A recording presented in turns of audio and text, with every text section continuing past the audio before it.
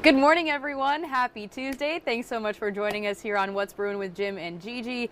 Another chilly day, cold morning to start us off here. Walked out the door, wasn't feeling, I woke up certainly walking out the door this morning because of the chill. We're sub-freezing. Yeah, it's in the 20s outside. If you're looking for a nugget of good news, it's not as windy as yesterday morning. The winds will stay half what they were yesterday. That's my good news for the day. Yeah. Otherwise, the sun's not going to warm us much. Yesterday we hit 42, I think 47 later today. I'm going to talk about that. I'm going to talk about warmer days ahead and also wetter days ahead before we get to the weekend. In fact, starting to look like we might get a decent shot of rain, and that makes me happy. Yeah. I hate to see the drought building the way it is as we close in on planting season and growing season kicks in. It's nice to start off on a good note as far as the water supply. So hopefully we can get a few more wet systems in here. Yeah, hopefully everything, because the last update we saw some extreme drought conditions in certain areas. Edgecombe County, Nash County, I think part of that got into Bertie County. And you're getting into, significant drought status when you start talking about severe to extreme. We don't want that to expand everywhere. And again, we had some rain a few days ago. We'll get some more rain here coming in late week. We ended up with about an inch that last event. I think another inch coming. Okay. We can keep doing an inch of rain here and there. We'll nick away at the drought. All right, awesome. Well, before we talk about the rest of the forecast today, we do have a story out of Greenville. Yesterday, during last night's city council meeting, the Greenville Police Department released its annual crime report, their police report, just talking about overall crime and how it looked in regards to the whole 2025 year, and just made some comparisons to previous years past based on violent crime, shootings, traffic accidents, and other crime-related activities. So we're going to take a look at the statistics here and what they saw.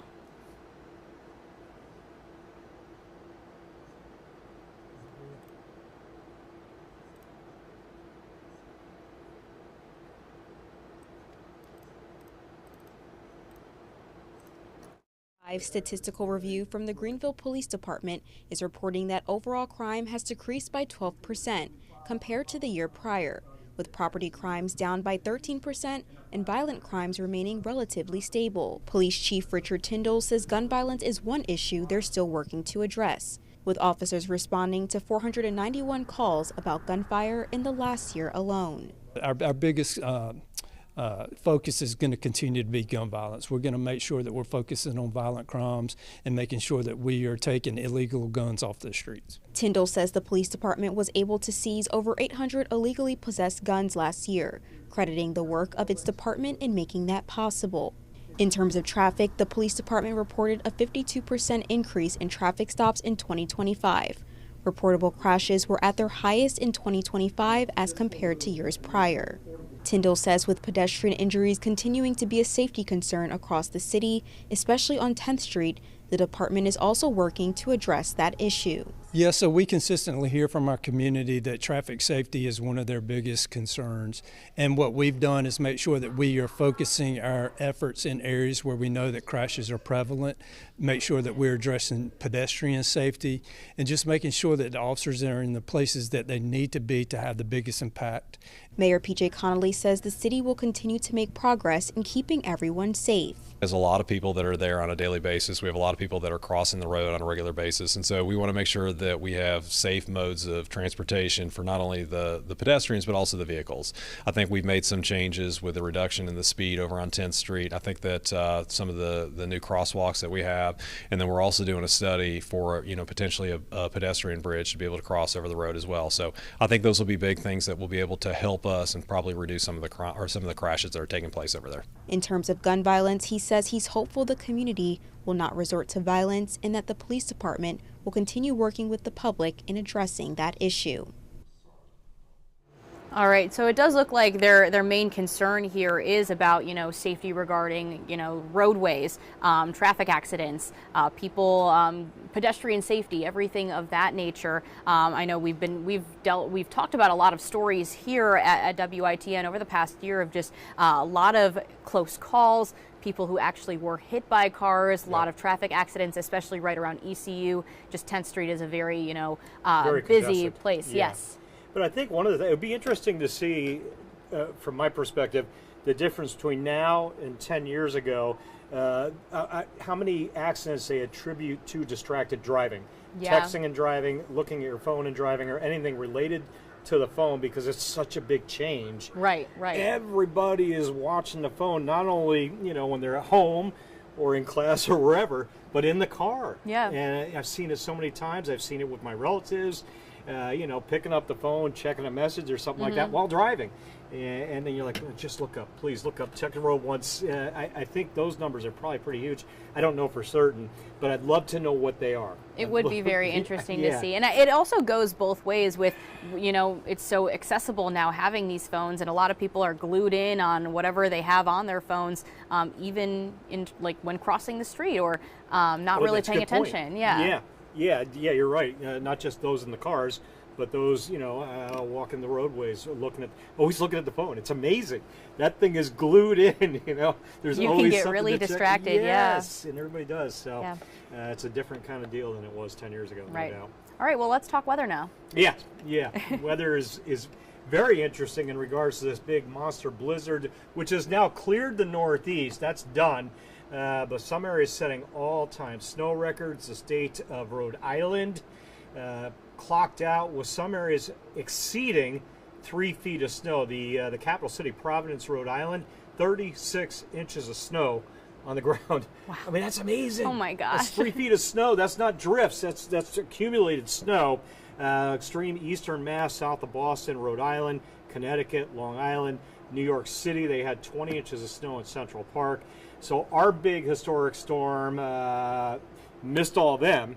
Now this one missed us without all that. Happy with that. Now the East Coast is covered from South Carolina all the way to Maine this winter. But let's talk about what's outside right now. I'm rambling on this.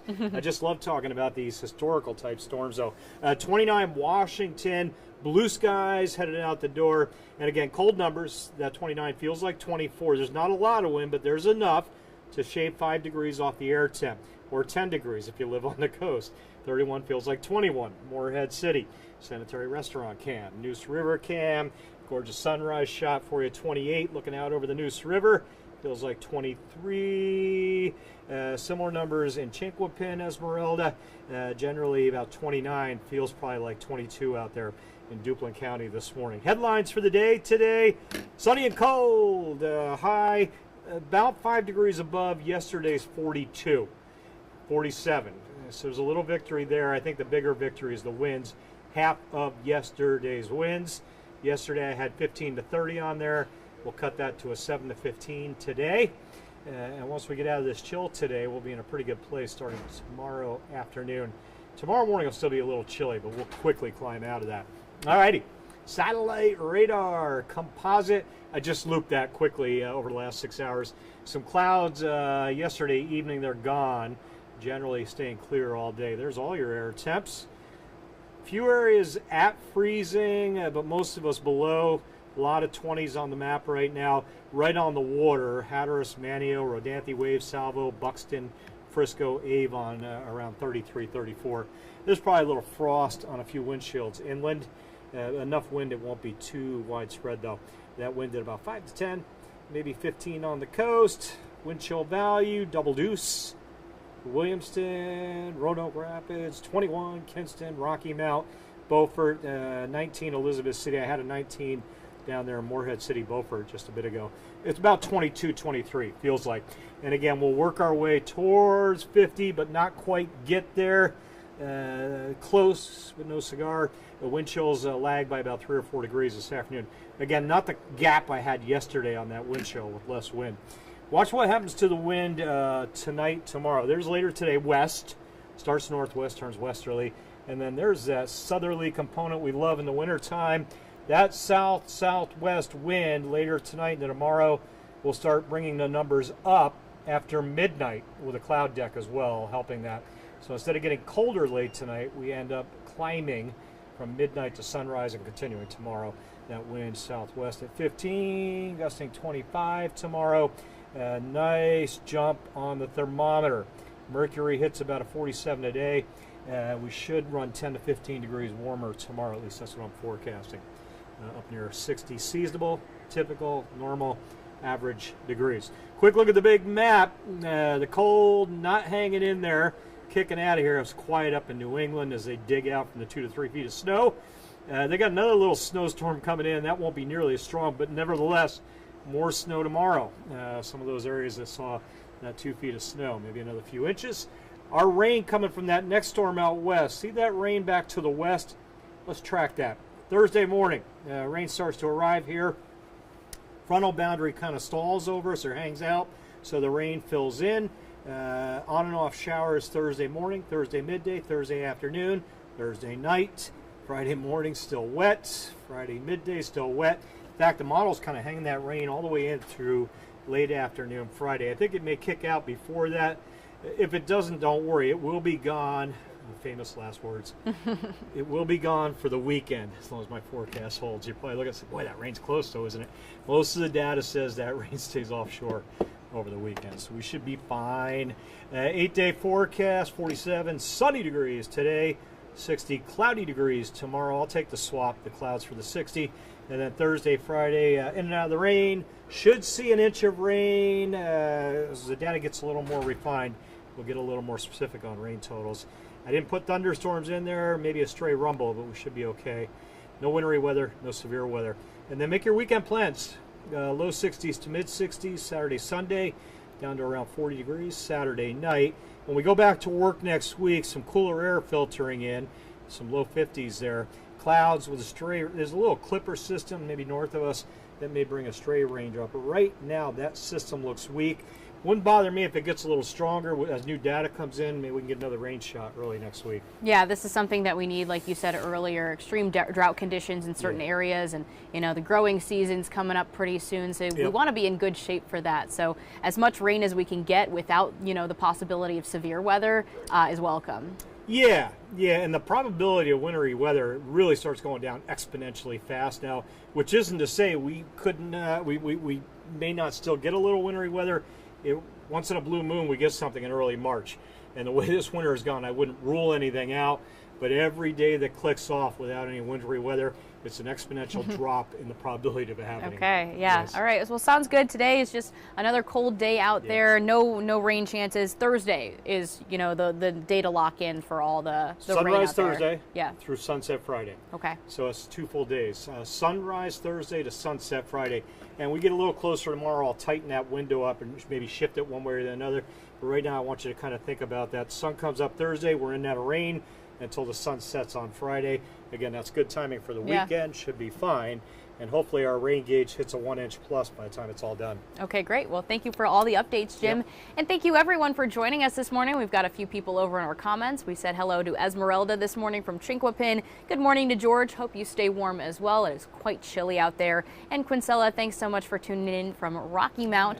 We're going to be back again at 8 a.m. for another news and weather update, so hope you can join us then. Have a great day. Great.